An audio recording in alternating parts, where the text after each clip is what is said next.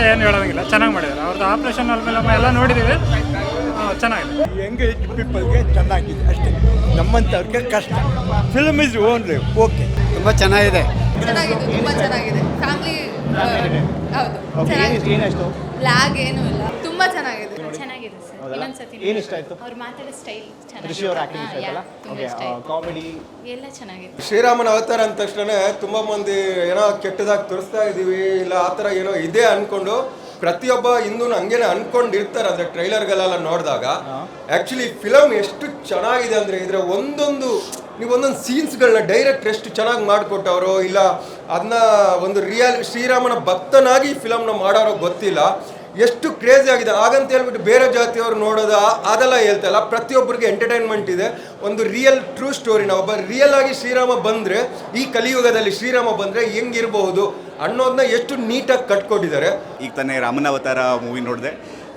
ಎಲ್ಲ ಆ್ಯಕ್ಟರ್ಸೂ ತುಂಬಾ ಚೆನ್ನಾಗಿ ಆ್ಯಕ್ಟಿಂಗ್ ಮಾಡಿದ್ದಾರೆ. ಗ್ರೇಟ್ ಡೈರೆಕ್ಷನ್, ಬ್ಯಾಕ್ಗ್ರೌಂಡ್ ಮ್ಯೂಸಿಕ್ ತುಂಬ ಚೆನ್ನಾಗಿದೆ. ಸಾಂಗ್ಸು ಕಡಿಮೆ ಇದೆ ಬಟ್ ತುಂಬ ಚೆನ್ನಾಗಿದೆ. ಆ್ಯಕ್ಟರ್ಸ್ ಒಬ್ಬೊಬ್ಬರೂ ಅವ್ರವ್ರ ಪಾತ್ರನ ತುಂಬ ಚೆನ್ನಾಗಿ ನಿಭಾಯಿಸಿದ್ದಾರೆ.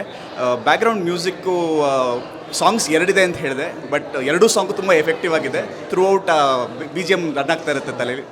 ರಾಮಾಯಣದ ಕಥೆನ ಒಂದು ಮಾಡರ್ನ್ ಸ್ಟೋರಿಗೆ ಯಾವ ರೀತಿ ಅವರು ಹೊಂದಿಸ್ಕೊಂಡು ಸ್ಮಾಲ್ ಎಲಿಮೆಂಟ್ಸ್ನ ಚೆನ್ನಾಗಿ ಮ್ಯಾಚ್ ಮಾಡಿದ್ದಾರೆ. ಒಂದು ಮಾಯಾ ಜಿಂಕೆ ಅನ್ನೋದು ಇರ್ಬೋದು, ಇಲ್ಲಾಂದರೆ ರಾವಣ ಅಂತಿರ್ಬೋದು, ಅದನ್ನೆಲ್ಲ ಯಾವ ರೀತಿ ಅವರು ತೋರಿಸಿದ್ದಾರೆ, ತುಂಬಾ ಚೆನ್ನಾಗಿ ಮೂಡಿ ಬಂದಿದೆ. ಹಾಗೆಯೇ ಹೆಣ್ಮಕ್ಳನ್ನ ಹೆಲ್ಪ್ ತೊಗೊಂಡು ಕ್ಲೈಮ್ಯಾಕ್ಸಲ್ಲಿ ಯಾವ ರೀತಿ ಅವರು ಗ್ಯಾಂಗ್ಸ್ಟರ್ಸ್ನೆಲ್ಲ ಡಿಫೀಟ್ ಮಾಡ್ತಾರೆ, ಅದು ಸಿಕ್ಕಾಪಟ್ಟೆ ತುಂಬ ಇಷ್ಟ ಆಯಿತು. ಸ್ಟೋರಿ ಲೈನ್ ರಾಮಾಯಣ ಯಾವ ರೀತಿ ರಾಮ ವನವಾಸಕ್ಕೆ ಹೋಗಿ ಅವನು ತಪ್ಪೇನಿಲ್ಲ ಅಂದರೂ ವನವಾಸಕ್ಕೆ ಹೋಗಿ ಕಷ್ಟಪಟ್ಟು ಲೋಕ ಕಲ್ಯಾಣಕ್ಕೋಸ್ಕರ ಕಷ್ಟಪಟ್ಟರು, ಅದನ್ನೇ ಅವರು ಈ ಫಿಲಮಲ್ಲೂ ತೋರಿಸಿದ್ದಾರೆ. ಕಾಮಿಡಿ ತುಂಬ ಚೆನ್ನಾಗಿದೆ. ಎವ್ರಿ 5 minutes ಒನ್ಸ್ ಒಂದು ಬ್ಯೂಟಿಫುಲ್ ಹ್ಯೂಮರ್ ಕಾಂಟೆಕ್ಸ್ಟ್ ಬರ್ತಾ ಇರುತ್ತೆ. ಥ್ರೂ ಔಟ್ ದ ಮೂವಿ ಒಂದು ಸ್ಮೈಲ್ ನಿಮ್ಮ ಫೇಸಲ್ಲಿ ಇರುತ್ತೆ. ತುಂಬ ಎಂಜಾಯ್ ಮಾಡ್ತೀರಾ. ಫ್ಯಾಮಿಲಿ ಎಂಟರ್ಟೈನರ್ ಮಿಸ್ ಮಾಡಿದ್ರೆ ಖಂಡಿತ ಔಟ್ ಆಫ್ 5 4.8 ಕೊಡ್ತೀನಿ. ಮೂವಿ ಚೆನ್ನಾಗಿದೆ ಸರ್. ನಿಜವಾಗ್ಲೂ ನಾನು ಮೇನ್ ಬಂದಿರೋದೇ ರಿಷಿ ಸರ್ ಆ್ಯಕ್ಟಿಂಗ್ ನೋಡ್ಬೇಕಂತ ಬಂದಿರೋದು.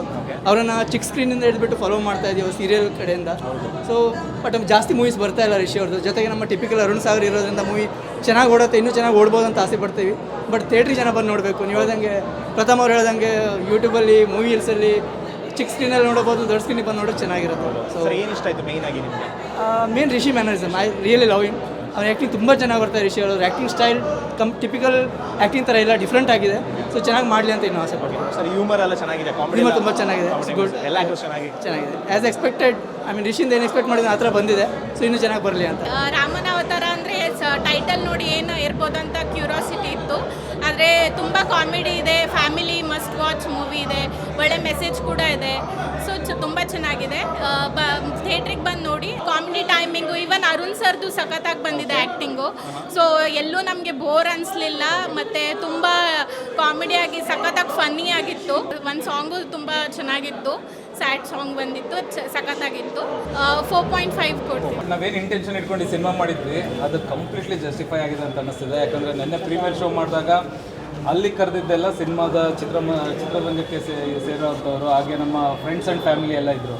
ಸೊ ಡೆಫಿನೆಟ್ಲಿ ಅವರು ಎಲ್ಲ ಸಂತೋಷಪಟ್ಟಿದ್ರು. ಬಟ್ ಆ್ಯಕ್ಚುಲಾಗಿ ನಾವು ಇವತ್ತು ಮಾರ್ನಿಂಗ್ ಶೋ ರಿವ್ಯೂ ಏನು ಬರುತ್ತೆ, ನಮ್ಮ ಟ್ರೂ ಆಡಿಯನ್ಸ್ ಅಂತ ಏನಿದಾರಲ್ಲ, ನಮ್ಮ ಸಿನಿಮಾನ ಟ್ರೈಲರ್ ನೋಡಿ ಇಷ್ಟಪಟ್ಟು ಮೊದಲನೇ ಶೋಗೆ ನೋಡ್ತೀವಿ ಅಂತ ಯಾರು ಬಂದಿದ್ದಾರಲ್ಲ, ಅವ್ರ ಒಪಿನಿಯನ್ ನಮಗೆ ತುಂಬ ಇಂಪಾರ್ಟೆಂಟ್ ಇತ್ತು. ಬಟ್ ನಮಗೆ ನಿಜವಾಗ್ಲೂ ಟೀಮ್ ವೆರಿ ಹ್ಯಾಪಿ ಅವರು ಕೊಟ್ಟಿರೋಂಥ ರಿಯಾಕ್ಷನ್ಸ್ ಮೇಲೆ. ಅಂದರೆ ನಮಗೆ ತುಂಬ ಪಾಸಿಟಿವ್ ಆಗಿ ಬರ್ತಿರೋ ರಿಯಾಕ್ಷನ್ನು.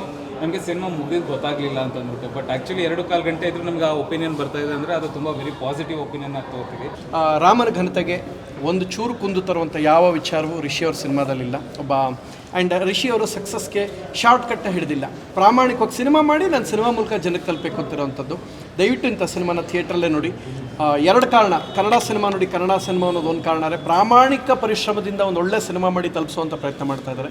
3ನೇದು ಥಿಯೇಟ್ರ್ಗಳು ಉಳಿಬೇಕು. ಮೊನ್ನೆ ಅಷ್ಟೇ ಒಂದು ಥಿಯೇಟ್ರ್ ಮುಚ್ಚು, ಕಾವೇರಿ, ಇವೆಲ್ಲ ಬಹಳ ದುರಂತ. ಅದು ಒಬ್ಬ ಥಿಯೇಟ್ರ್ ಓನರ್ ಕೂತ್ಕೊಂಡು ಕಣ್ಣೀರು ಆಗ್ತಾರೆ ನನ್ನ ಥಿಯೇಟ್ರ್ ಮುಚ್ಚು. 4ನೇದು 20 GB ಪೆಂಡ್ರೈವ್ ಸಿಕ್ತು ಅಂತ 2-3 ಕೋಟಿ ರೂಪಾಯಿ ಸಿನಿಮಾನ ತುಳಿದ್ಬಿಡ್ಬೇಡಿ. ಅದೆಲ್ಲ ಬಿಟ್ಟು ಯಾರು ಥಿಯೇಟ್ರಿಗೆ ಬಂದಿದ್ದೀರಾ ನಿಮ್ಮೆಲ್ಲರಿಗೂ ಅಭಿನಂದನೆಗಳು. ಸಾಕು, ಎಷ್ಟೊಂತ ಪೆಂಡ್ರೈವ್ದೇ ವೀಡಿಯೋಗಳು ನೋಡ್ತೀರಾ. ಹೊರಗಡೆ ಬಂದು HD 4K ವೀಡಿಯೋ ನೋಡಿ ನಿಮ್ಮ cinema. Correct? S, 4K cinema ನೋಡಿ. ಅಂದರೆ ಎಣ್ಣೆ ಯೋಚನೆ ಮಾಡ್ಸೋದು ಆ್ಯಕ್ಚುಲಿ ನಿನ್ನೆನೂ ಕೂಡ 2 ಪ್ರೀಮಿಯರ್ ಶೋಸ್ ಇತ್ತು. And we are very happy with the response because the general ticket paying audience ಏನಿರ್ತಾರೆ ಅವ್ರು ಬಂದಾಗ we just want to give them a good time. ಅಂದರೆ ನಮಗೆ ಬರ್ತಾ ಇರೋಂಥ ಪ್ರತಿಕ್ರಿಯೆಗಳು ಹೇಗಿದೆ ಅಂತ ಹೇಳಿದ್ರೆ, ನಾವು ಎಂಜಾಯ್ ಮಾಡಿದ್ವಿ ಸಿನಿಮಾನ. ಆ್ಯಂಡ್ ಒನ್ ಥಿಂಗ್ ಅವ್ರು ಅಪ್ರಿಷಿಯೇಟ್ ಮಾಡ್ತಾ ಇರೋದು ಸಿನಿಮಾಲಿರೋವಂಥ ಕ್ಲೀನ್ ಹ್ಯೂಮರ್ನ, ಯಾರಿಗೂ ಮುಜುಗರ ಆಗದೆ ಇರೋವಂಥ ಡೈಲಾಗ್ಸ್ಗಳಿದೆ, ಬಟ್ ಅಂದರೂ ಕೂಡ ನಗು ಬರ್ಸ್ತೀರಾ ನೀವು ಅನ್ನೋದ್ರ ಮೇಲೆ ಸ್ವಲ್ಪ ಅಪ್ರಿಸಿಯೇಷನ್ ಜಾಸ್ತಿ ಇದೆ. ಒಂದು ಎಂಟರ್ಟೈನ್ಮೆಂಟ್ ಸಿನಿಮಾ ನೋಡಬೇಕು ಅನ್ನೋ ಒಂದು ಮನಸ್ಥಿತಿ ಇದ್ದರೆ ದಯವಿಟ್ಟು ಬನ್ನಿ. I am sure you will enjoy the film. ನಿರ್ದೇಶಕರು ಹೊಸಬ್ರು, ಮೊದಲನೇ ಸಿನಿಮಾ ಅವ್ರದ್ದು. ಆ್ಯಂಡ್ ಸೊ ಹಾಗಾಗಿ ಆ ಒಂದು ಹೊಸ ಎನರ್ಜಿ ಇರುತ್ತಲ್ಲ, ಹೊಸದಾಗೇನೋ ತೋರಿಸ್ಬೇಕು, ಹೊಸದಾಗೇನೋ ಹೇಳಬೇಕು ಅಂತ, ಅದು ಎಲ್ಲೋ ಸಿನಿಮಾಗೆ ಒಂಥರ ಒಂದು ಫ್ರೆಶ್ನೆಸ್ ಚೆನ್ನಾಗಿ ಕಾಣಿಸ್ತಾ ಇದೆ ಅಂತ ಅನ್ಸುತ್ತೆ.